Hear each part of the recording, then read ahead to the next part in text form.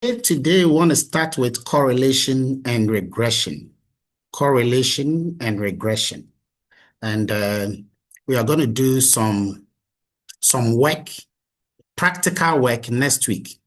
Okay, but today we want to look at the theory, and all of this is coming in the exam. Actually, it's going to be a compulsory question.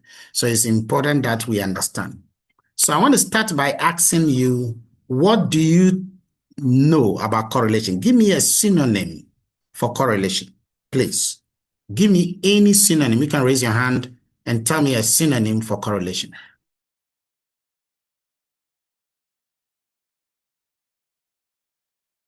Give me a synonym for correlation.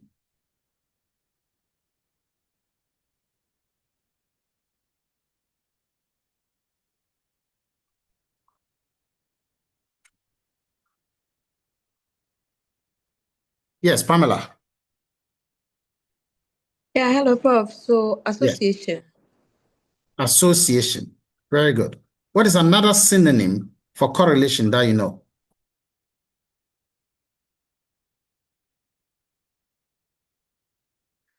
Pamela.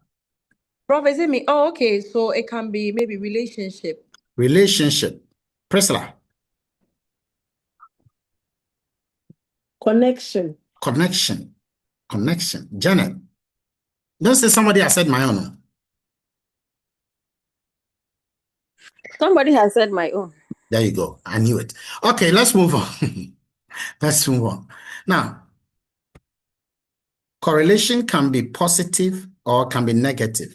It can be strong or it can be weak.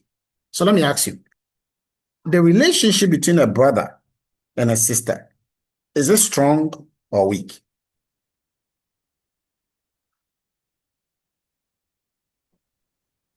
Charlotte. Strong. Strong. What about cousins? Relatively speaking, Frederick. Oh, strong. Strong. Now, correlation between consumption and income, positive or negative? Consumption and income, is it positive or negative?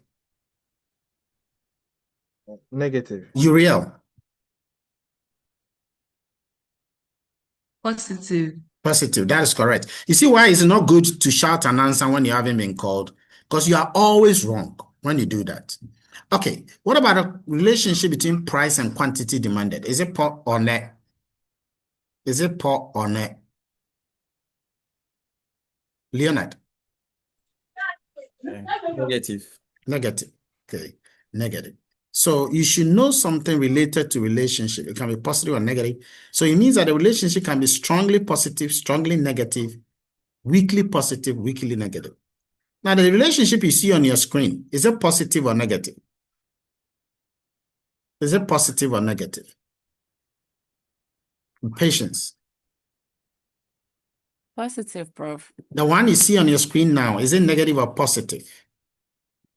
Felicia. Am I to answer? Okay. Negative, please. Negative. Now, correlation can be measured numerically. And the numerical value is between -1 and +1. Pay attention. It's looking good so far. What we are doing is looking good so far, but it can change. So please pay attention. Okay. It can be between -1 and +1. But we don't focus on the sign. We focus on the strength of the relationship. And we use something known as Pearson's product moment correlation coefficient. Write it down. That's what we use to measure correlation. Now, if you look at all of these are different types of correlation. The one on the top left, is it positive or negative? The one on the top left, positive or negative? Tamar? It's positive, sir. Positive. The one on the down left, positive or negative? Myself? Yeah. Okay. Negative, sir. Negative. The one on the top right, Kathy, is it positive or negative? It's positive. It is quadratic. It's quadratic. Okay. And so forth. This one is curvilinear. So you should know that when something is cut, all of these are called Scatter plot. Take note. Write it down. Scatter plot. A scatter plot shows a correlation between two variables. A scatter plot. And you do scatter plot. Now, let's go to regression. Regression. What is the difference between correlation and regression? Write this down. Correlation is about association. Regression is about causality. Correlation is about association. Regression is about causality. Correlation is association. Regression is causality. Let me put something on your page for you. Correlation is association. Regression is causality. Correlation is association. Regression is causality. So what do we mean by correlation is association? Regression is causality. Let me just reshare the screen. Okay. So correlation doesn't look at what caused the thing. So let me give you a typical example to follow. Do you all know that during Christmas, people buy more products or stuff at the Makola market and Agbogboloshi? Do you all agree with that? Do you all agree with that? Yes, Prof. Yes, Yes, please. Prof. Now, because people will go and do market and they'll buy foodstuffs and items at these markets, the tendency is that they will not be going to the restaurant on the day of the Christmas. But research shows that on the day of Christmas, too many people will go to restaurant and go and buy food. They'll go and buy a lot of food at the restaurant. Have you also observed that? Have you observed that? Yes, Prof. Yes, Prof. Yeah. So there is more demand at the Agbogboloshi market, and there's also more demand at the restaurant. So both of them, what can we say? They are correlated. That's what we can say. In fact, I did a research and they are so almost 100% correlated. Anytime demand increases at the local market, demand is also increasing at the restaurant market, the restaurant. There's so much higher demand there. So much. But then would you say that the factors causing people to demand foodstuffs at the Agbogboloshi market, would you say is the same factors causing people to go to the restaurant? Absolutely not. What is driving people to go to the Agbogboloshi market is different from what is driving people to go to those other markets. That's it. So the thing about correlation is that correlation does not look at the drivers, the factors causing the thing. It only says that there's a relationship. But regression will look at the relationship, what is driving, which one is driving the other. Okay. And that is what makes regression the father of correlation. Correlation is more or less the son of regression. And there are three main types of regression. The first kind of regression is known as a simple regression. Simple regression. Who can tell me the second kind of regression? It's obvious. So, what is the second kind of regression?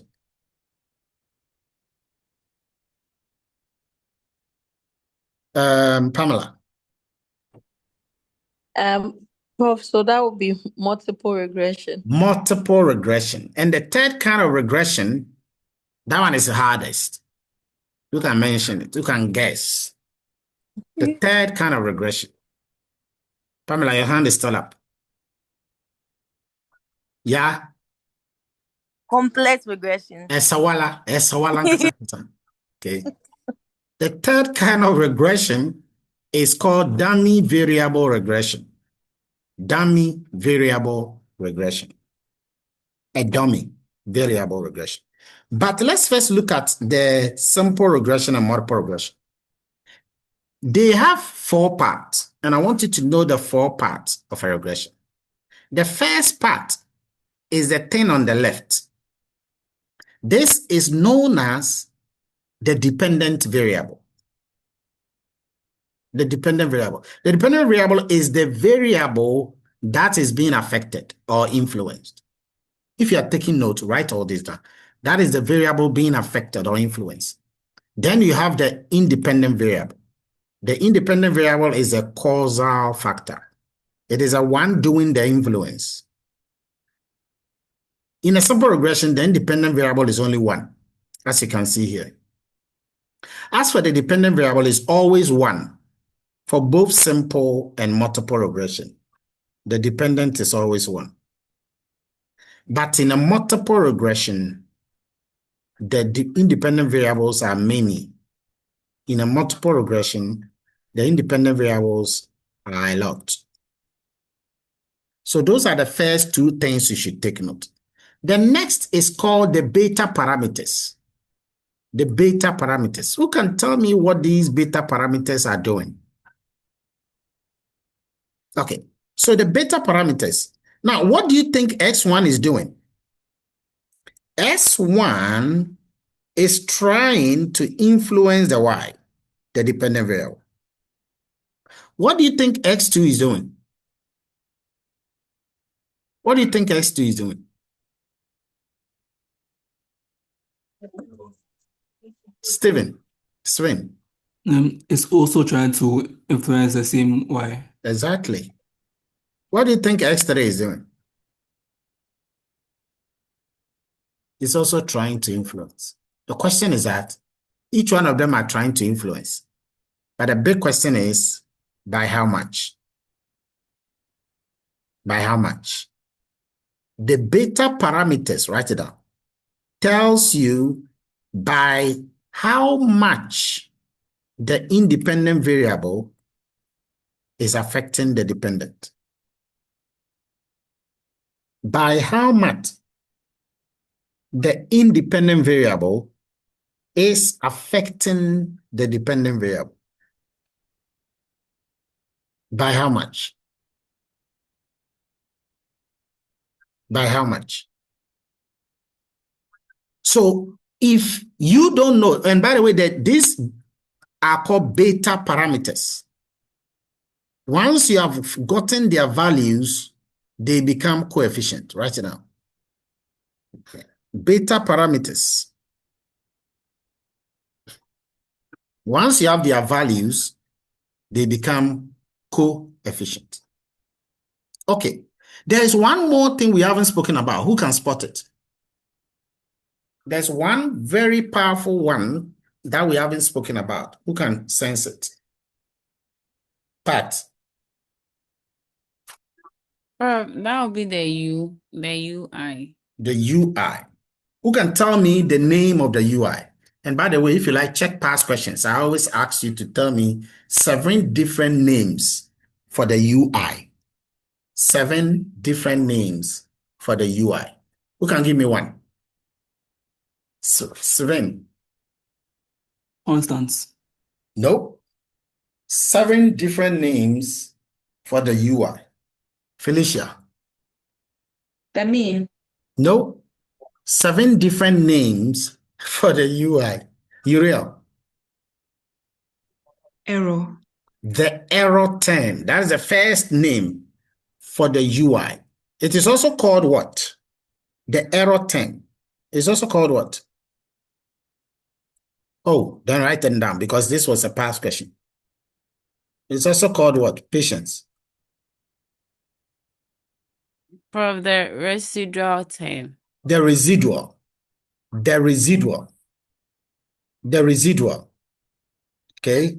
It's also called residual. So take note. It is also called what? And I'm telling you these names because of some things you see. Okay. The other term is also called what? the random noise. Random noise. It is also called systematic error. Systematic error. It's also called idiosyncratic noise. Idiosyncratic noise. And it's also called unobserved heterogeneity. Unobserved heterogeneity. There is another name. There is another name called the disturbance term. The disturbance term. How many did you get? It's very important to know. You see, the essence of this error term is, you just told me that the X1 is trying to influence the Y. X2 is trying to influence the Y. X3 is influencing the Y. But, and of course, X4 and X5, but there are other factors. There are so many factors that can also influence the Y, but we cannot capture all of them yet. We cannot capture all these factors here. And that is where the error term comes in. The error term measures all those other factors that can affect the Y, but are not captured yet.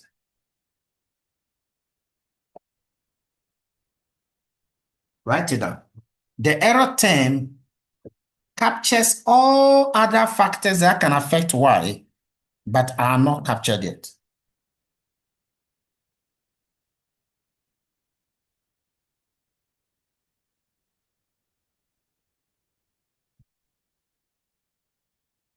I'm only praying that most of you, if not all of you, are writing.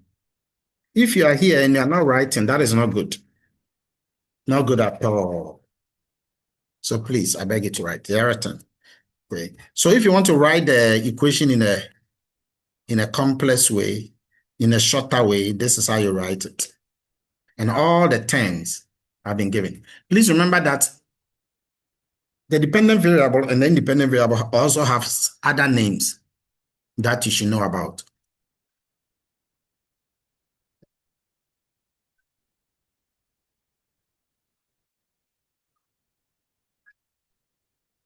Another name for the independent variable is regressors. Another name for the dependent variable is regressand. Another name for the independent variable is predictor. Predictors. Another name for the dependent is outcome. So understand these terminologies. Understand. Now, sometimes when you're doing regression, you can have different other regression models. For example, you can have a model like polynomial regression, because sometimes in real life, certain things are polynomial. Polynomial simply means you have squares and cubes. So suppose you have a certain kind of regression, and then you have x1 and then x1 square. And then you have x1 cube and x2 square. Okay.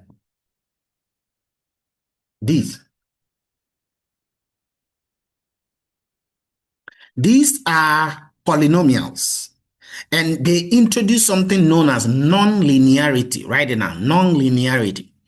Non-linearity. You can also have that, polynomial regression. And then final, one of the, well, not final. Another regression is a logistic regression. A logistic regression. Watch the way you write it. A logistic regression. Time will not allow us to teach you that. I wish this course was a whole full-blown, like you would have learned logistic regression, because most of you will need it to do your long essay. Most of you will need it to do your long essay or your research, a logistic regression. That one, the dependent variable is 2. The dependent variable is 2. For example, you can look at the probability of a person getting a disease or not a disease. So the probability of a person getting a disease is equal to 1. Okay. And not getting a disease is equal to 0. And this chance of getting a disease or not is dependent on the person's age. the age will determine whether you get a disease or not. It also depends on the smoking status of the person. It also depends on maybe the high blood pressure of the person and things like that. Okay, so that is it. But then you can see that the dependent variable is either you are getting the disease or not. This is a logistic regression. Guys, I'll ask you all in an exam, so it's very important you understand. Now, let's be specific. Now is your turn. This is a specific, no longer mathematics, but this is a sensible one. The wage of a person, we know it depends on the education level of a person. The wage is also affected by experience, the position of the person on the job, and then the ability of the person. Now, I'm recording the marks. I'm giving marks and recording, just so you know. Who can tell me other factors that can affect the wage but have not been captured yet? They are all inside this error term. Who can tell me other factors that can affect the wage but haven't been captured yet because they are all inside? I will determine whether what you said is correct. Sadat. The industry you work in. The type of industry. That's correct. Kathy. Qualifications. That goes somewhere into your education as well. So no. Presla. Performance. No, that is too general. Ibrahim. Yeah. What? Tenure of working, how long you've worked. How long you work itself is the determinant of the wage. That's the main factor that determines the wage in the first place. Frederick. The location. Yes, correct. The location is very true. Uriel. Cost of living. No. It's like saying that the cost of living is so everybody's salary must go up. Onuma. Productivity. No, that's too broad. It's just like performance. Yeah. Age. Age. Far from that. Stephen. Gender. No. Spend the love. Yeah, lower your hands. The company size. No. Patience. Health status. Lower your hand. Lower your hand. Charlotte. Motivation. Yo. Any inspiration in your account. Okay. So one thing I was looking for is overtime. Overtime. All right. Let's go to another factors. The blood pressure of a person will be affected by the age of the person. It will be affected by the weight, the stress, the exercise, the smoking status, and the BMI, the body mass index of the person. Of course, the other factors that can affect the blood pressure of a person, reasonably, give me one factor. Nobody should mention broken heart. Collins. Genes. What? The genes. Genealogy. Ancestry. Oh, yes, Gene. heredity. Heredity, genetics. Very good. Solomon. The diet. What? The diet. Diet. Excellent. Very good. Diet. Anything that enters your mouth, let's call it diet. Frederick. Well, alcohol consumption. It also enters into your mouth, so it's diet. Charlotte. Physical activity. Yo, that is not exercise, eh? It's exercise. Yo. All right, so that's it. Let's go to the third one. The quantity demanded of a product is affected by the price of the product. It is affected by the income of the product, affected by the price of the substitute of the product or complement. Okay, the complement is a PSCI. It is also affected by advert, as well as the population. But there are other factors. Ibrahim. Yeah, whether it is a necessity good. It's still part of the income. Okay. It's still part of the income. Whether it is a normal, inferior necessity, income will be affected all. Kathy, Taste and preferences. nobody should mention taste and preference. I should have mentioned that. Desmond, Daniel, Doc, the longevity, so expiration date. no. Frederick, Prof, the brand. no. Ohene, Taxes. taxes, very good. Taxes and subsidies, very good. Spendela, Your expectation of whether the prices will rise or excellent. Price expectation, very good. Lawrence, The general economy, the condition general of the economy. economy, and everything here is part of the general economy, Master. Okay. Martin, Amata, The season. seasonality, very good, very good, very good, very good. Now I want you to look at the last bullet and the first bullet. The last bullet and the first bullet. There are two main differences. The first bullet is called specified regression model. Note it down. Specified regression model. The last one is called estimated regression equation. Estimated regression equation. Estimated regression equation. What do you see as a main difference between the two? There are two main differences. Who can tell me one? Martha. Ibrahim. It was an old hand. Okay, so this one we have defined. Which one is this one? The last equation, sorry. The wage, the last one. Mm-hmm. Yeah, so we have defined the beta terms. We have them, so they have become coefficients now. But what? So, like, I'm just mentioning that as one Yeah, of the but you're different. comparing, so you can't just tell me one thing and leave. Okay, but then the first one has just the Please, beta. I can't accept first one, last one. I gave you names. I gave you names and I said you should write it down. Ohene Boateng.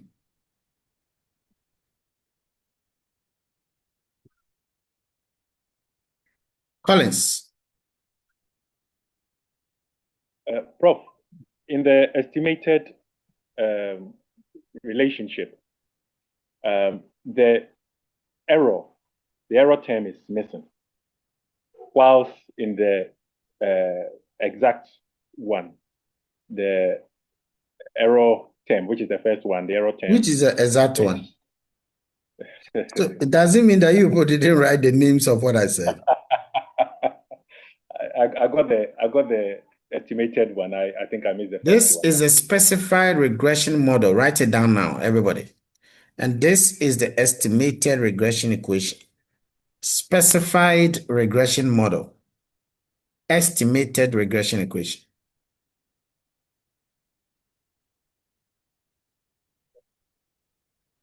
Okay. Yeah, so I was just saying the specified one has the error term present, which is the UI, whilst the estimated one doesn't have it. It's absent. Very good. So that's the first difference. What's the second? Second difference. Yes, yeah. So with the specified regression model, the beta is it has not been we have the beta, and with the estimated regression, it has now become a coefficient. Okay. That's correct. Okay. So you should know the difference. This was also another exam question that I asked. Okay. Now the next thing is to know assumptions of regression. Assumptions of regression. I sometimes bring this, at least one or two of them in an exam. So, what are assumptions?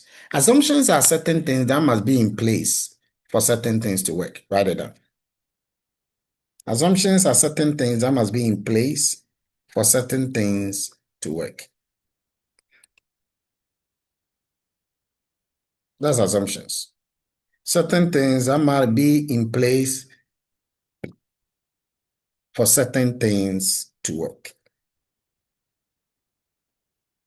So for a regression to be able to work, the whole idea is that certain things must be in place. For a regression to work, certain things must be in place. The question is, what are those certain things? That's what we are going to look at. The first is known as linearity. The relationship between the y and x must be linear. Write it down and explain, because you'll be asked to explain some of this. The second is normality. The errors must be normally distributed with a zero mean and a constant variance. The errors must be normally distributed with a zero mean and a constant variance. The errors must be normally distributed with a zero mean and a constant variance. Okay. Now, there's that error which must be normally distributed, that's a normality. The zero mean is still the normality. The constant variance is about the homoscedasticity. Homoscedasticity means constant variance. In other words, there must not be any pattern in the errors. Write that down. There must not be any pattern in the errors. The next assumption is no autocorrelation. No autocorrelation. Again, that one is also about the errors. That means that the errors must be independent across individuals and across time. By the way, we just spoke about errors. The errors are the unseen things, things behind the scenes that are affecting the dependent variable. And we are saying that these things behind the scenes, they must not be correlated with another thing that you don't see.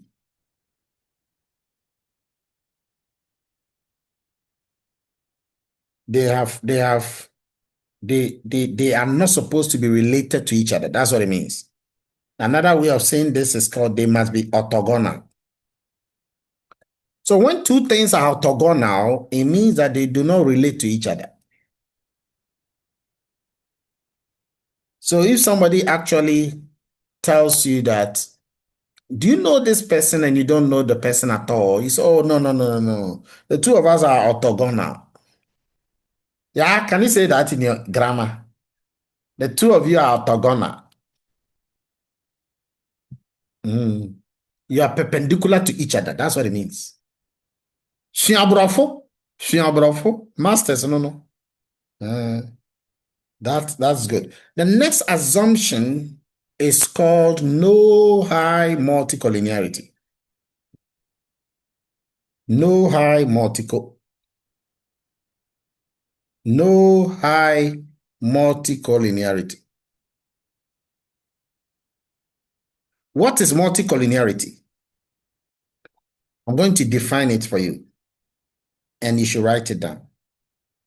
Multicollinearity exists when two independent variables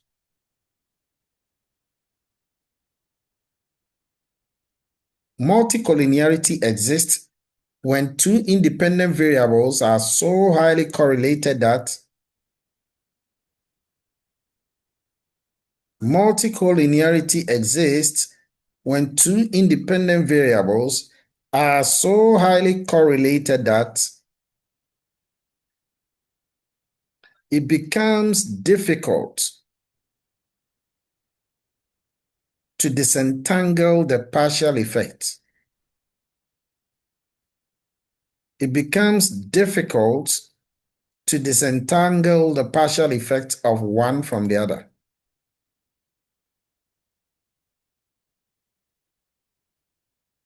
It becomes difficult to disentangle the partial effect of one from the other on the dependent variable. On the dependent variable. If you can get that, you are really focusing on the study.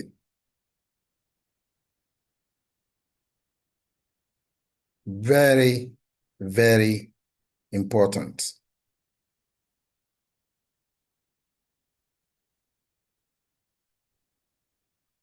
Okay. So, who can tell me what multicollinearity is about? Because I just explained, so who can tell me?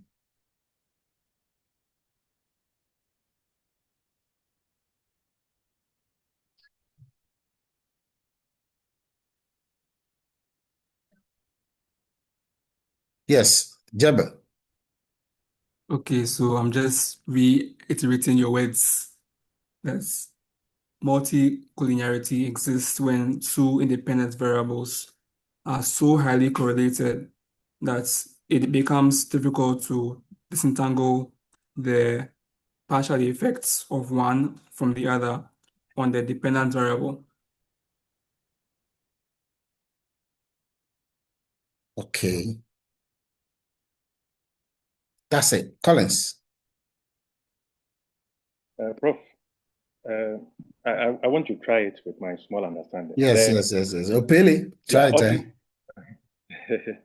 Ordinarily, independent variables, as you have taught us to understand, would not have any relationship whatsoever. What one does not really affect the other. But this is the case where we are saying multicollinearity exists between two independent variables. So variables that do not have any relationship. But then you do realize that because they have there's multicollinearity existing between them, we say it does exist when the behavior of one of those independent variables has a partial, the behavior of one of those independent variables is so highly, correlated that it becomes difficult to remove its effect, even no matter how partial, on the other one. So even though it's independent, an activity that it performs has a partial effect on the other one, and you can't disentangle it from it. Excellent. Yeah. Wow. This is superlative. This is gargantuan. I like the way you went around it and then you still nailed it. I thought you were trying to beat around the bush, but you were not. You were not. You were on top form. Congratulations once again. Opele Chinkafa. Well done. Well done. Okay, so that is multicollinearity. These are powerful assumptions. You should live with them. Okay, you should live with them. We don't want these, we want the right thing. So for you to be able to execute this regression, all of these things must be in place. Now, let's look at a dummy variable, because we shall look at practicality of the next week. Dummy variable. What is a dummy? When we say somebody is a dummy, not the insulting one. Suppose something is a dummy, that thing is not moving. So something that is not moving, what other word can you use for it? The thing is not moving. Or when a person is not moving, or situation is not moving. Said. Stationary. Stationary, or what? Solomon. Constant. Constant. I don't really like constant because something can be moving but at a constant rate. Taman. Static. Static. Very good. Kamal. Akosia. Account there one. Wakamedio. Very good. Lawrence. Fixed. Fixed. Very good. So a dummy variable is the opposite of a dynamic variable. A dummy variable is a categorical variable that will have two or more levels. Write it down. It's a categorical variable that will have two or more levels. Now, what does that mean? First of all, the levels. So if you take something like gender, gender is a dummy. How many levels does gender have? Gender is one dummy. How many levels does it have, Frederick? Prof. 2. 2. Now pay attention. When the number of dummies are 2, the number of levels are 3. When the number of dummies are 1, the number of levels are 2. When the number of dummies are 3, the number of levels are 4. Which means that the levels are always one more than the dummies. Which means that the dummies are always one more than the levels. So I have a question. When the number of dummies are 7, how many levels are there? Collins. Prof. 8. Correct. When the number of levels are 11, how many dummies are there? Leonard. 10. 10. You all got it. So understand this a lot. Okay. Now, this is an estimated regression equation. Okay.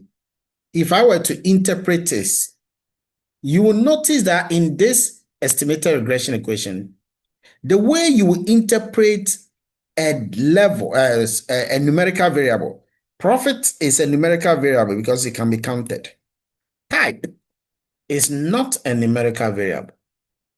Type is a categorical variable, or better still, a dummy. Type is a dummy.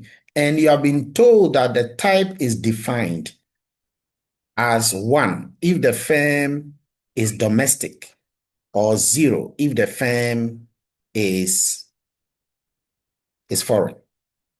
So watch it. Type is a dummy.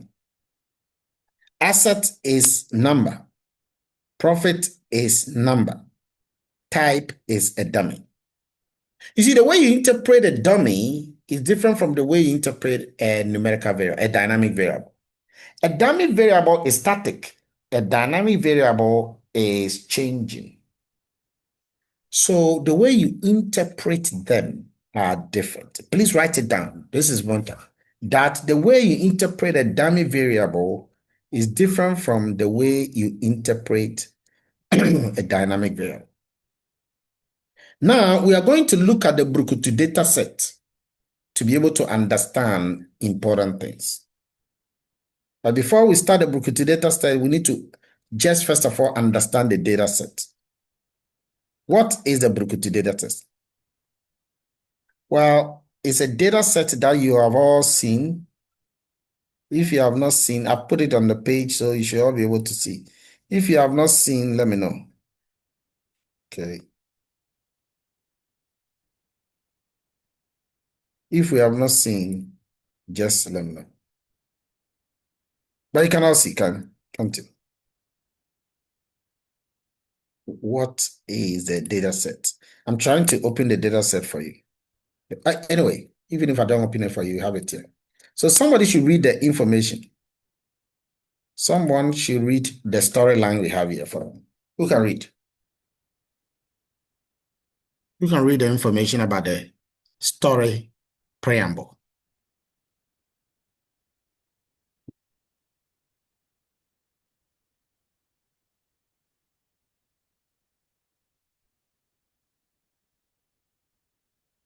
Yes, Esnam. You're writing a journal paper or thesis or project or dissertation entitled Determinants of Demand in the Alcoholic Beverage Industry in Ghana, Impact of Location, Occupation, and Religion. You argue that previous studies on subjects have not considered the potential effects of luck and OCC, justified with references. You also argue that few studies have considered religion, but not included Buddhists to the best of the author's knowledge. You may have also identified other gaps. Most studies use only ANOVA and not regression, etc.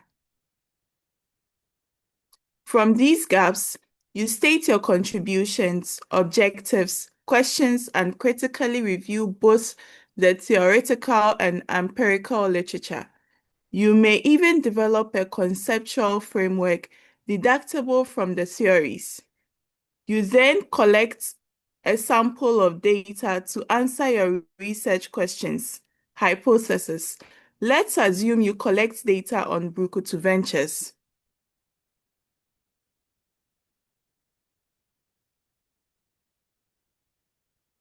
Continue from here. Okay, sir. Brukutu Ventures, a local gin distillery, is concerned about the demand for its favorite gin bitters. Demand in most of its retail shops has been hit hard due to new entrants into the market. Management is concerned and wants to determine which predictors better explain the quantity demanded, Q, of gin bitters, aside price, P, of gin. Of the determinants of demand, the following are identified. Price of complements, C, average real income of customers, M. So these are the information. Price, complement price, average income of customers. Let's continue. Continue. Okay, so location of retail shop, where LU is equal to 1 if location is urban or 0 if rural area. Dominant occupation, teaching, fishing, and trading around the retail shop, where OT is equal to 1 if the occupation is teaching or 0 otherwise, and OTR is equal to 1 if the occupation is trading or 0 otherwise.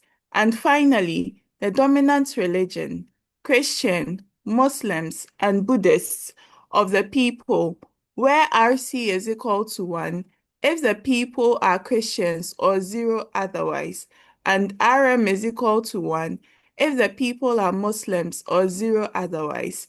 Use the correlation matrix and dummy regression outputs to answer the questions that follow.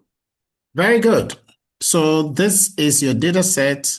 Now at this stage, I want to show you the data set. So this is a data set. If you check the Excel, there are two kinds of the data set. One is Brukutu data, one is Brukutu coded. The Brukutu coded, everything has been coded into 0 and 1. Brukutu data, we are using the actual name. The Brukutu data will be taken to R software. And then the Brukutu coded, we'll use it in Excel. We'll not do the R today. We'll do the R next time. But today we want to look at the Excel. So look at it. Here we have Brukutu coded. So what you see here is location urban. Location urban. So what does a 1 here mean? When you go to location here, the first one is urban. The second one is urban. So when you go to the coded, the location urban means that the location urban means that if it is urban, we code it as 1. If it is urban, we code it as 1. If it is rural, we code it as 0. Urban, we code it as 1. Rural, we code it as 0. Rural, we code it as 0. Rural kid is 0, rural kid is 0. So that is what you are using numbers to code. You remember nominal, ordinal, interval, ratio. And we said that even if it's nominal, you can code them. You can code them. Okay. The next one is occupation teaching. You remember that occupation teaching, there are 3 levels. So how many dummies should we have for occupation? It has 3 levels. That is trading, teaching, and fishing. So how many levels, how many dummies would we have? Yeah? 2. Mm-hmm. 2. Prof 2. 2. And that is why we have occupation teaching and occupation trading. And religion too, how many levels did we have? And how many dummies should we have? What were the levels of religion?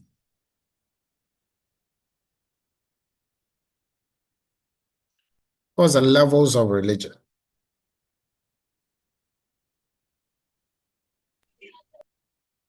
Yes, Leonard. Sorry. Very good. So what were the religion? What were the levels? Patience. I saw Buddhists, Mm-hmm. Muslim, and then Christian. You saw Buddhists, you saw Muslims, and then you saw And I saw Christians. Christians, yeah. Got it.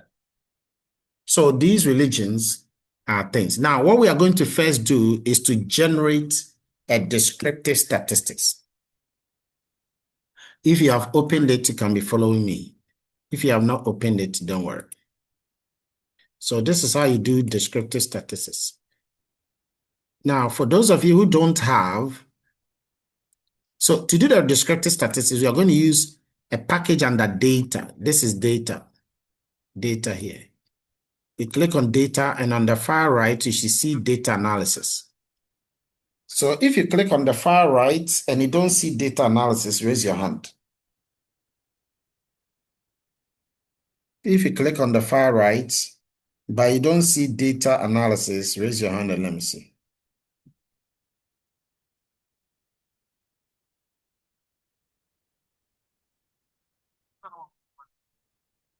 Far right, but you don't see data analysis. Let us see. Oh, okay. Who has opened the Excel? Tama. Yes, Doc. Mhm. I have opened it, but I don't see the. I only see what if analysis on my far right. Okay, get it. So on the far left, do you see file? Yes, please. Click on file, and at the bottom left, you see options. Options. Okay. The rest should follow me.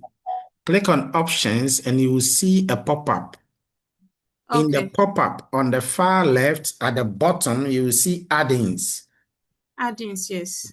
Click on add-ins. I have, please. And then in the list, you will see analysis 2-pack, not the VBA. Okay. Analysis 2-pack.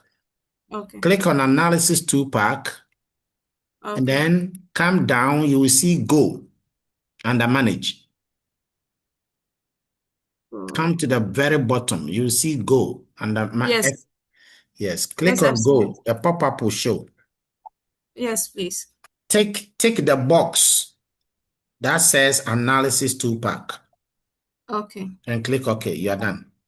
Now go back to the data tab on the far right. You should see data analysis. Okay. Yes, got it. And the comments. I have it, please. Thank Okay, you. so now everybody can follow us. So everybody, this time click on the data analysis. Everybody. You will see correlation under C. Correlation. Double click it to open. Double click it. Then Once you've clicked that, go and select the Q in the data. Once the cursor is blinking on the first empty space, drag it to the RM and then drag it all the way down to the end of the data. When you exceed the end of the data, come back to the very end. The information should be collected inside your input range. Who has done that? Say me. Me. Okay. Me. Now check the labels in the first row. Check the labels in the first row. And then click on the new worksheet, PLY. The new worksheet, PLY. And just give it a name. Type maybe 1. You want to get a new sheet called 1. And once you are done, click enter. A new sheet will be created called number 1. And you should get the result showing like it is on my screen. Now you will see that there are so many decimals. Don't click anywhere. Go to the home tab on the top left. Go to the home tab on the top left. Then come to the middle of your screen under automate or under help. You will see general. Click on the arrow near general and choose number. That will convert everything to 2 decimal places. And then you are done. If you are done with this, raise your hand and let me see.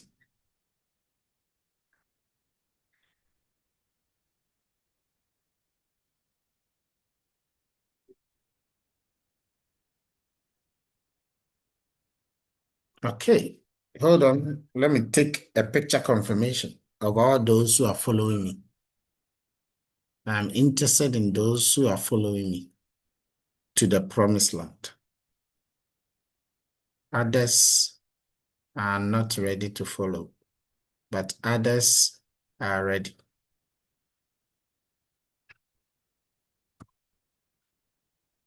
People who are hungry, they live a life of 0 excuses.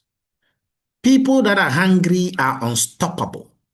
People that are hungry are relentless, mentally hungry, I mean.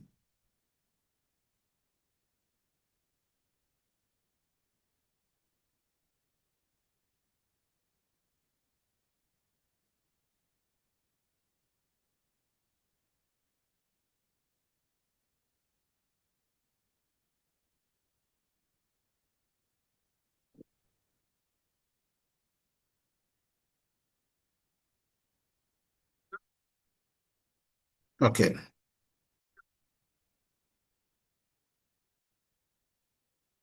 Now, look at that correlation because that's the next thing we are going to examine. Correlation. What is correlation? Correlation is a relationship between 2 or more variables. Okay. So you can do descriptive statistics by yourself, but I'm interested in the correlation. Okay. So I'm taking you back to, please lower your hands.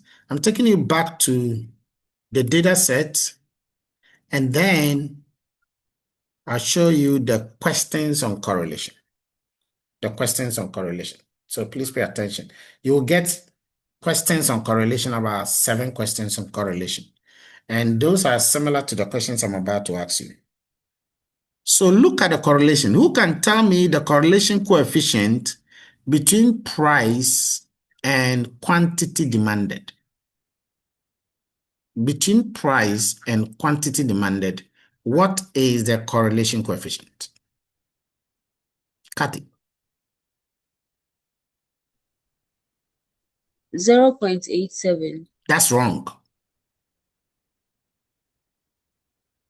Priscilla. Negative 0.87. That's correct.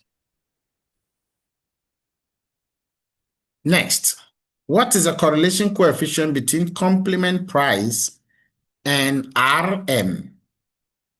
Complement price and RM. Felicia. Negative 0.63. Very good. Negative 0.63. So now you know what it is. Now let's go to the real questions. Okay. Now, next time we'll use R for some of these things. So first one. What is the correlation? Which three pairs of variables are perfectly correlated? Which three pairs of variables are perfectly correlated? Let's go up.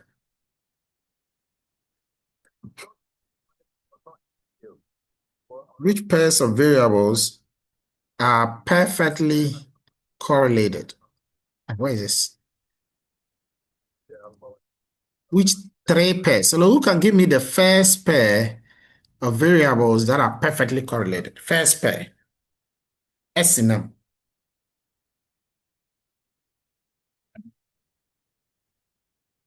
Doc, please, CC. So that would be, sorry, I'm trying to get a name. You will say C and C, not CC. Yes, C and C. And then you Sorry, C mention the and C. coefficient. That's all. That's 1, 1. 1. Which other pair is perfectly correlated? Ohene? P and P. It's also 1. Good. Which other pair is perfectly correlated? The free for all like. M and M. That is Very good. also one. So you guys are getting the picture there. These are the easy parts. Let's go to the next one. Which two pairs of variables are most strongly correlated with the response variable? Two pairs of variables that are most strongly correlated with the response. Now, first of all, what is the response variable? The response variable is the same as what variable? Frederick. The response. Prof, dependent. The dependent. Okay. So now, which two pairs of variables are strongly correlated with the response or dependent variable? Which two pairs of variables? Oh, Frederick. Prof, Give me Q the and first pair. Oh, Q and let's go to the thing, then you can use it. Yes, give me the first pair. Q and P. Q and P. That is a first pair. Is Yes, that a please. first pair? Yes, please. Negative 0.8. Why is that not the second pair?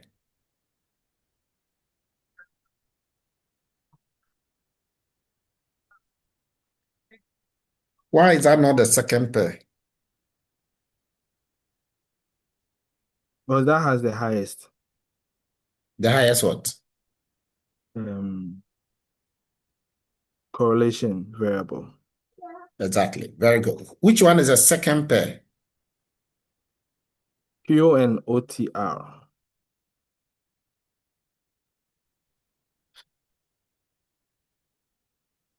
No, not you. Another person, Kathy. Yeah, so already said it. Q and OTR, Q and which is OTR. okay. Which is? Negative 0.78. Give me the third pair. I think it's Q and RM, and then Q and OTR. How can it be the two of them? Oh, sorry, it is okay, yes, it is the third is 0.76, which is RM. Okay. Very good. Now, those are the variables that are strongly correlated with the response variable. Now, let's go to the next question. Hello, bro. Yeah, go ahead. Please, the last question that Kathy answered. Indeed, we do have two of the 0 point, at least two of the 0.76. Yes, of course, correlation. Two of the what? Of the 0.76 correlation.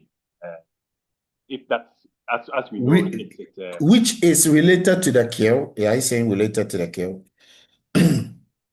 Or they are somewhere not related to the kill. No, somewhere not related to the kill. Then we are not interested because we are talking about two variables that are strongly correlated with the kill.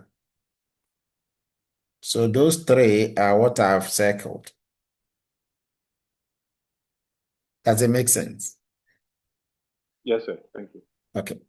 So please focus because in this one, you will get it in exam. And the exam one will be plentier than this. Okay. Now, the next part of the question. It says that which two pairs of variables are mostly multicollinear? Two pairs of variables that are mostly multicollinear. So when you go here, which two pairs are mostly multicollinear? You have to understand multicollinearity before you even address this. And if you don't understand, when somebody says it, ask patience. Prof, OTR and P. It has 0.75 correlation. Say that again. OTR, the first pair, OTR and P. What's the number? 0.75. That is wrong. Priscilla. And OTR and P, the value is 0.76. 0.76. Let me see. Are you sure? Let me see. Yeah, correct. Did you say P and OTR? Yeah. That's it. Correct. Yeah. What's the second pair? The second multicollinear pair, Desmond. Look, we have P and C, which is negative 0.74. Very good. P and C, negative 0.74. And the third one, who gets it? Uriel. RM and M.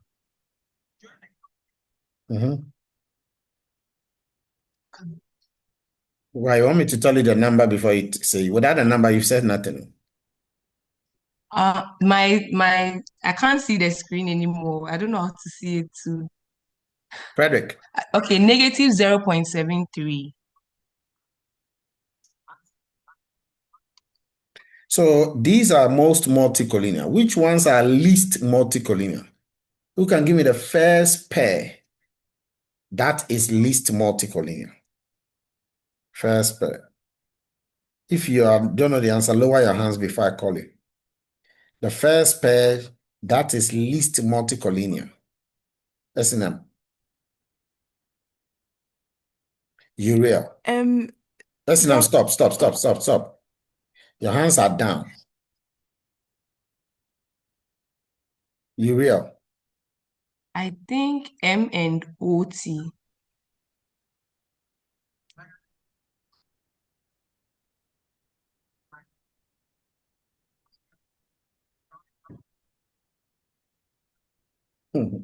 Hello. You haven't finished. I don't know why.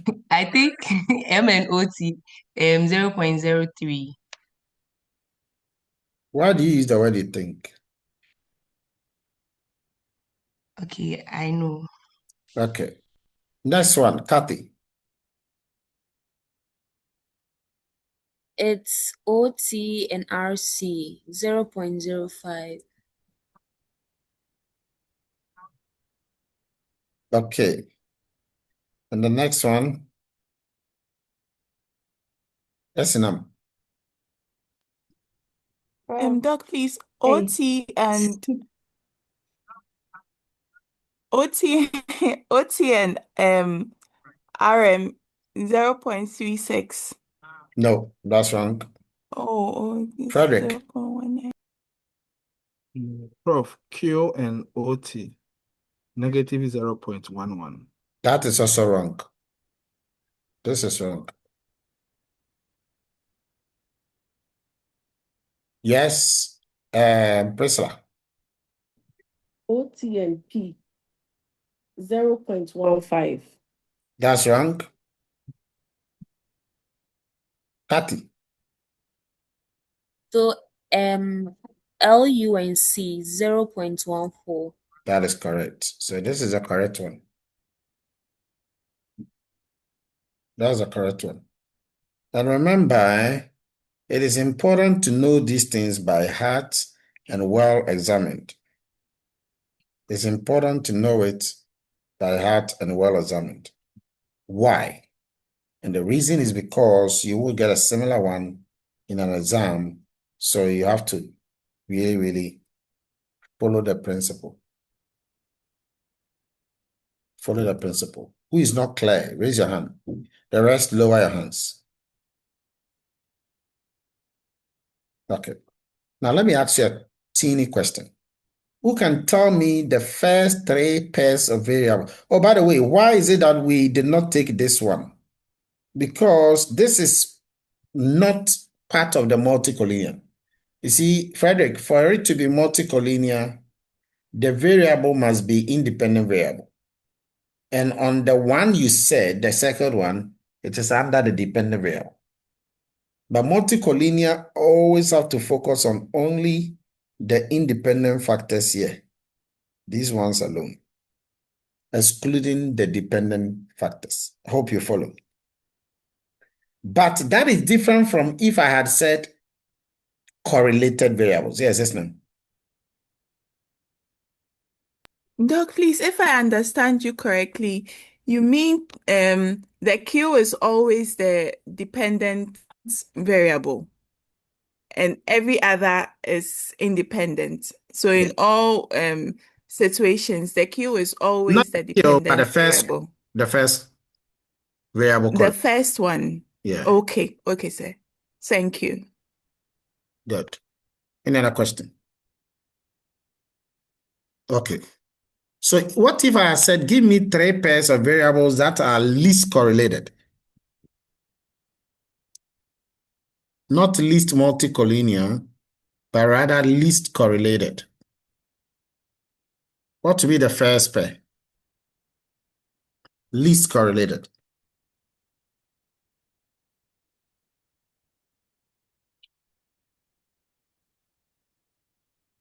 What would be the first pair? Priscilla. It is to be M and OT. Negative 0.03. M and OT. Negative 0.03. That is correct. Next. Kathy. OT and RC.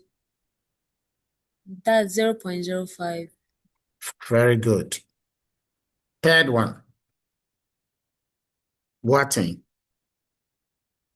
Q and OT, negative 0.11. Q and OT, negative 0.11. That's correct. So you see that in this case, because we said correlated, it includes that negative 0.11.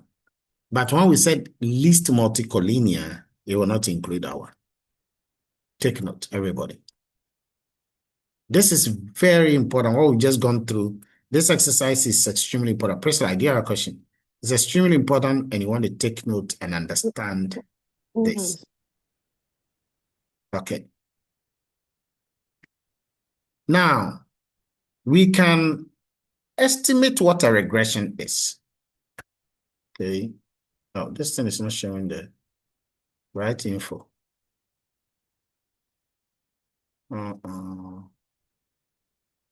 Okay, so the rest, I'm going to go to the R and to continue from there.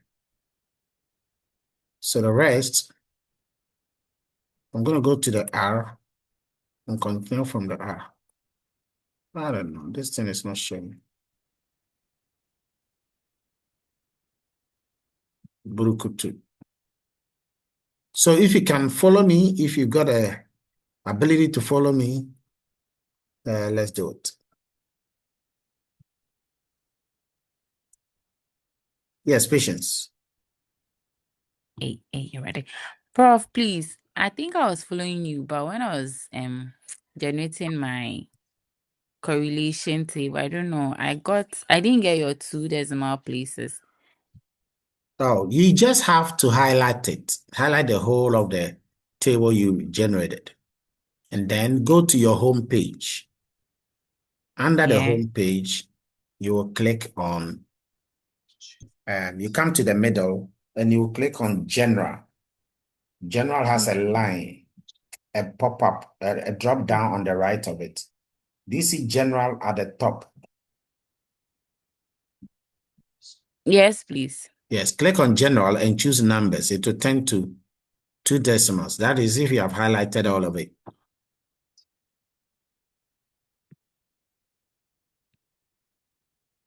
Okay, thank you. Done. All right. Thank you. So now, guys, go to your data set. I'm going to go to the data set here. Okay. This is a data set. Oh, let's go to this one. Remember that we said that when we are in R, we will use this. Okay. But sometimes we will use the other one. So, but I'm going to use this R, this information for the data set. Okay. So you're going to, first of all, I know you guys have not copied, but if you go to the slides, you will see the code for the slides. If you go to the slides, you see the code for the slides. Now, because you have not gone to the slide, you will not know, but let me show you. Depending on which computer you have, you can copy them. Your goal is to just copy the blue information, just the blue, just the blue, just the blue, just the blue, just the blue, just the blue. Okay. So everything, just the blue information. And then you are going to be toggling between here and the R Studio. So let me go to my R Studio here. Do you see that in my first command I have here and my command number 82 here?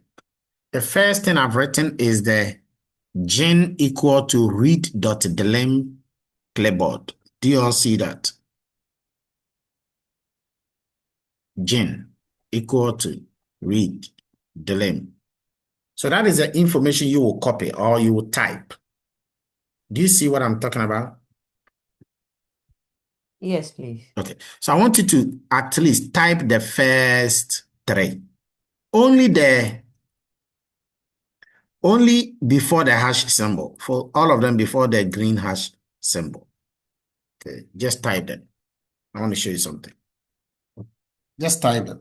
When you have typed those 3, let me know.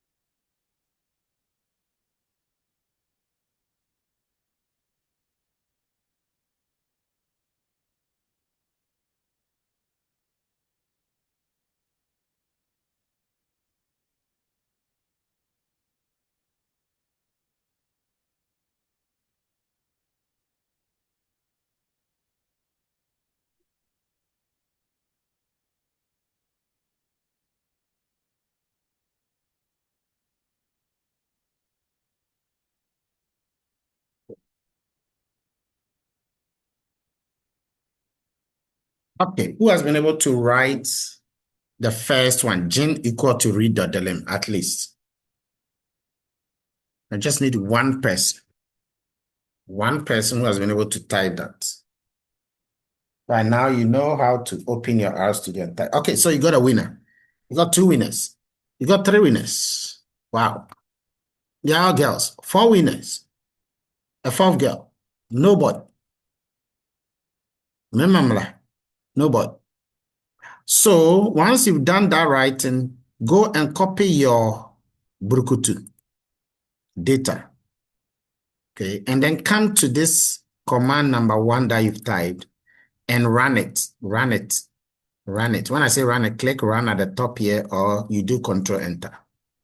Okay, once you do that, you will see that at the bottom, your gene information will show up here. The one I've highlighted will show up in blue, which means the data has been loaded. Now, to be sure that the data has been loaded, just highlight only the GIN, the gene, and then click run again. You see that all of the data is down here. All of the data is down there. Okay. Please lower your hands. And if you have a challenge with that, you can look at your colleagues' own later. Okay.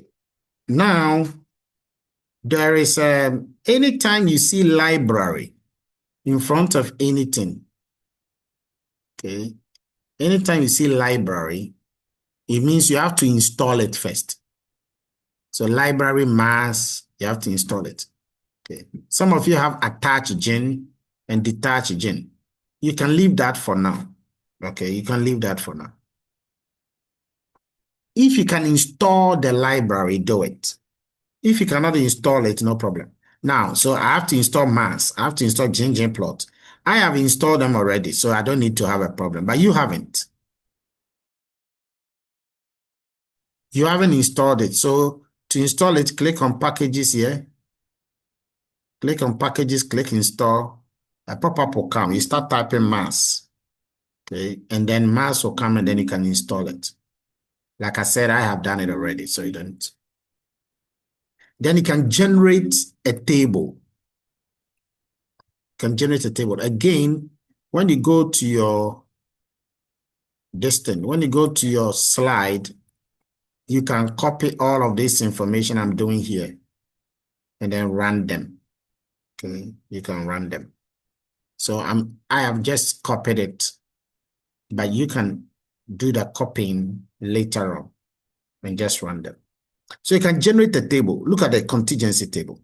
So what I've just generated down here is table with this information. Gin dollar. So it is actually table into bracket gin dollar religion, gin dollar occupation, gin dollar location. And what it will do is that it will classify each of these data points across religion, occupation, and location. It will do that for you. This is called a contingency table. This is called a contingency table. A contingency table. So let me walk you through a little bit of the contingency table. You look at mine. What is that? This is a contingency table. Now, do you see that here you are comparing the religions here against the top? The top are occupation. So, and then they have even been split into rural and urban. So when you look at among the rural areas, the number of shops among the Buddhists, the number of shops in the fishing area, among the Buddhists, the number of shops in the fishing area is what? Is 4. Among the same Buddhists, the number of shops in the trading areas is also 4. That's what you see here. And then among the Muslim, first of all, how many Muslims are in the rural areas?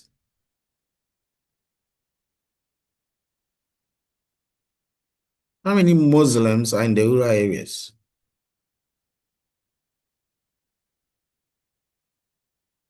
Priscilla, 12. 12. Okay. Now, in case you've forgotten, this data is made up of 40 observations. 40. So there are 12 Muslims in the there are 12 Muslims in the rural areas. Okay. And how many Muslims are in the urban areas? How many Muslims are in the urban areas? I've not pointed anything. You can tell us. Jabli. 4. 4. And how many Christians are in the rural areas? Collins. None. There are no Christians. So it means that all the Christians are in the urban centers. And how many Christians are in the urban centers? Uriel. 4. Good. So, guys, these are just some few things. The contingency table is very powerful. It helps you to see the classification across multiple groupings. Okay. That's what we just did. Now, we can check. The dependent variable is histogram. It's quantity demanded. So you can take a histogram of the dependent variable. This is the command 88 I have here. Now, let's run the histogram of the quantity demanded. You can see that I use rainbow as a color. And you can see that within this rainbow, it is clear that histogram is not normally distributed. How do you know?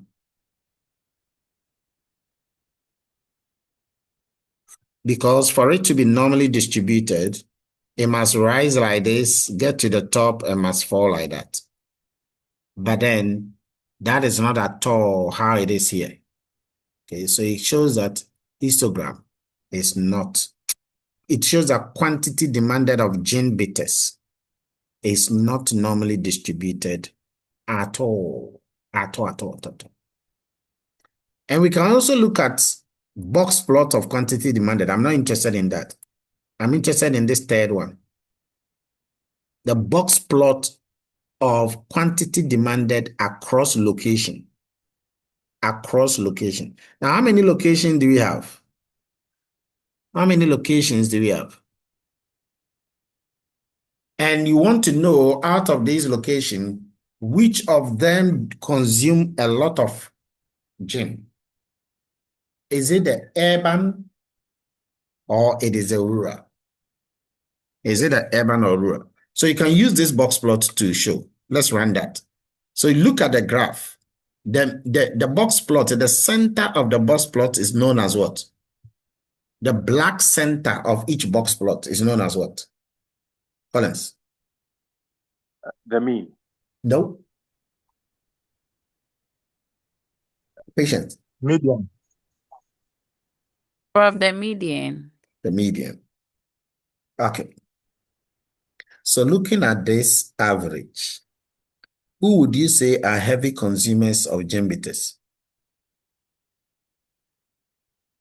Looking at this, who are the heavy consumers of gene bitters? Is it the rural folks or the urban folks? Heavy Urban. consumers of gene bitters.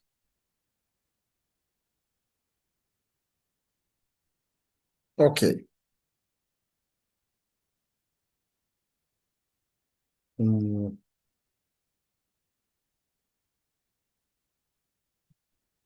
um,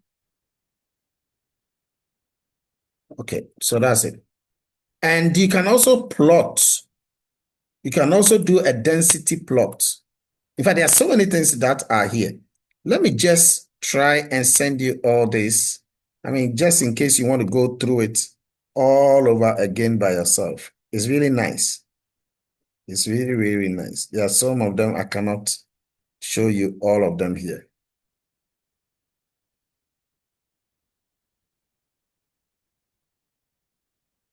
A term, you see a term. Ooh. This is loaded. Oh.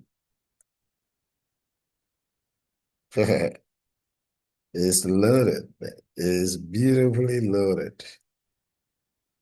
Some of them are not even for you, but it's good for you to familiarize yourself with what lies ahead in the real world.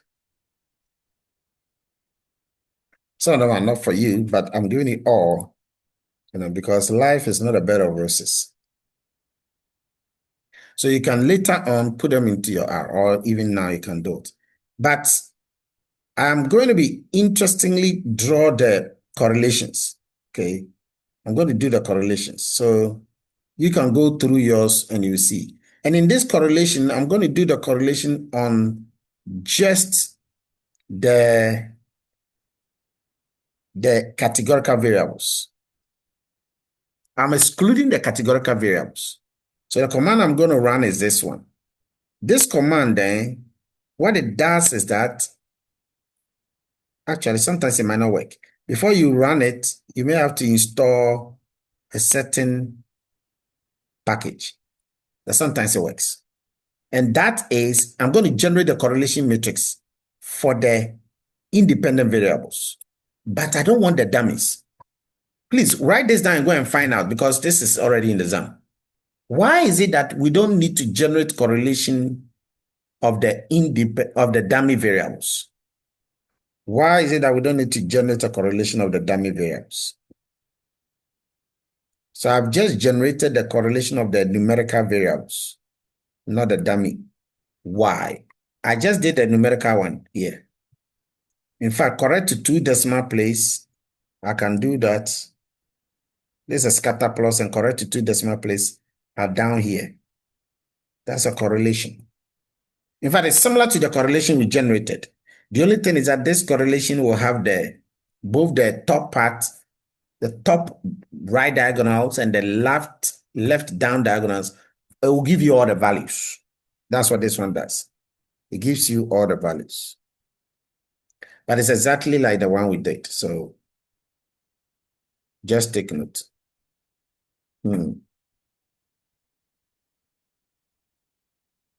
Okay. Now, if you check, so this correlation, I'm not going to go through it because we've done it already. Okay. There are several beautiful correlations you can have. You see the correlations I just did here, there is no p-value. But you can run this correlation, another correlation, after you have invoked the H miscellaneous. You can now run this correlation and it will give you p-value. So watch the second one here. This second one, you see that it gives you the correlations here, and it also gives you the p-values. Now, what is the difference between the p-value? The p-value is just telling you whether the correlation that you mentioned, the correlation between Q and quantity demanded and price, we know that it's negative. If you can remember, it was negative 0.87. Is that significant? Then you come here. Okay, you come here. Anytime you have E plus 0, it means that, it is 0. Anytime you have, E minus 0 again, it is 0, unless you have a number in front of it. So, for example, this one here, it means that there are 4 zeros before the 7. That's what it means. There are 4 zeros before the 7. So you're actually going to have 0.3 zeros and then 4. 0.3 zeros and then 4. Okay. The last thing I'm going to be doing after generating the correlation is called regression. Regression. And this is, I'm going to do the simple regression. Simple regression. So watch this. This is the command I'm using. Let me put that one in the chat for those who might want it. Okay, that is a plot of the simple regression. It's a plot. It's a plot. Now, sometimes it might work, sometimes it might not work. I'll tell you why. So you see this one here, it gave us the plot. It didn't give us a line. So if you check the plot here, it has given us just a scatter plot. Just a scatter. And when you check the scatter plot, you see that there's a negative relationship between price and quantity demanded. Okay. So go and run your simple regression model, this one. When you run this, again, I've put that one there in the chat. When you run your simple regression model like this, let me run that. It will give you the results down here. That's it. And look at the results. Okay. Just look at it. This is only price here. And the coefficient of price is truly negative. Negative 14. Okay. And then you have the p-values here. We'll talk about all this next week. You have the p-values there. So how do you interpret something like this? Well, it's very simple. What you do is, I'm going to draw the curve. I want to draw the line first. So after I've estimated this, I can go back and do the plot. Watch the plot. The plot should now bring the line. The reason why the plot should bring the line is that you must run the model before you do the plot. Write it down somewhere. You must run the model before you do the graph. That is why the fitted line, the regression line, didn't come. That's why the regression line didn't come. What is a regression line? The regression line is a line that tells you the causal relationship. That's a line. It tells you the causal relationship. And anybody deviating from the line creates an error. Any data point. So you see this blue data point has deviated from the line. Its vertical movement will create an error. So the error will be the distance from the data point to the line. The error is a distance from the data point to the line. Those data points above the line create positive error. And those data points below the line create negative errors. And it is these errors that you minimize. It is these errors that you minimize. You remember we said the residuals. The residuals are errors, and you minimize them to 0. If you can remember the second assumption of regression, it says that the expected value of the error term must be 0. The errors must be normally distributed with a 0 mean and a constant variance. So look at it. There is a negative relationship between price and quantity, and it is 14, which means that if price should rise by 1 unit, quantity will fall. The fall is because of the negative. Quantity will fall by 14.26 units. That's simple regression. The only variable is price. The only variable is price. Now, what I want you to do is, I'm going to run the multiple regression. We'll not interpret it today because it's next week we shall do. But I want you to go and run all of these models one by one so that you have a fair idea of how they behave. Okay. And again, they are all in the slides. Even the solutions are in the slides. So let me run the fitted simple, the residual, the mean, and then all of that. The mean is 0. If you check this thing, is 0, which means the expected value of the error term is truly 0. You can also do a 3D plot. For example, if you invoke a package called RGL, if I install this package called RGL, and then I do a scatter plot here, it will open this. I don't know whether you guys can see it. Okay. It opens this. You don't see. Let me show you. You see this thing? This thing is a 3D plot. It's a beautiful plot, though. Do you see it? I've clicked and dragging it. I seen it. Namu. Yes. You see, as I drag it now, it's becoming a line. And you can see that it shows what? It shows the line, the positive relationship between Q here and price here. It's a line.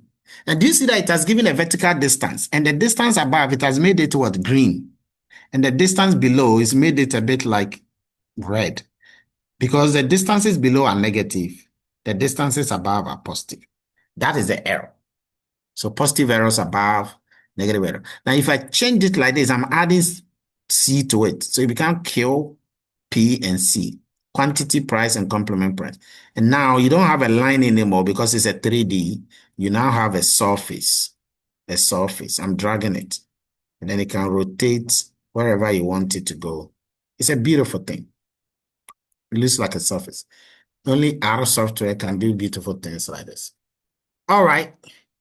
So I just wanted you to see something beautiful. Asa, something beautiful. If you didn't find it beautiful, it's okay. Go and sleep. But it's supposed to be beautiful. So the last thing I will do before we close is a multiple regression. Let's run that. Multiple regression. I just did. The result is down there. This is what we are going to explain next week, one by one. And in your exam, I will generate a multiple regression like this, just like this. Okay, the variables will be different, of course. And I will ask you 13 questions in the exam. I will ask you 13 questions in the exam. Now, what we shall do next week is that I'll bring out this multiple regression again. So go and learn how to generate it like I did. And then we shall answer those 13 questions on this result. So that next time in your own, we shall do the same thing for your own in the exam. Are you with me? If you are with me, say yeah, yeah. If you are with me, say yeah, yeah. Yeah. So, ladies and gentlemen, that brings us to the end of the entire caboodle. Oh, what a day. What a day. Priscilla. So, please, can you share the our script I've shared it all to you on the page. Everything. No, it is not up. It's not everything. The one you shared is about 217 lines. It contains everything I've done today. I won't lie to you. Everything. And even more that I didn't do. Or you can't see it still on your page. No, when I copied it and pasted it in the R, it's 217 lines, but the one you have here, it's more than. Oh, it's because I have some other codes above. It's not for you. And yet, this is my thing. I only copied it from the middle. You understand? I copied it from the middle. My own goes 900 and something. Oh, do you see? Oh, okay. You want to do my own? You want to die? No. So take what I've given you. Okay. Any other question? Any other?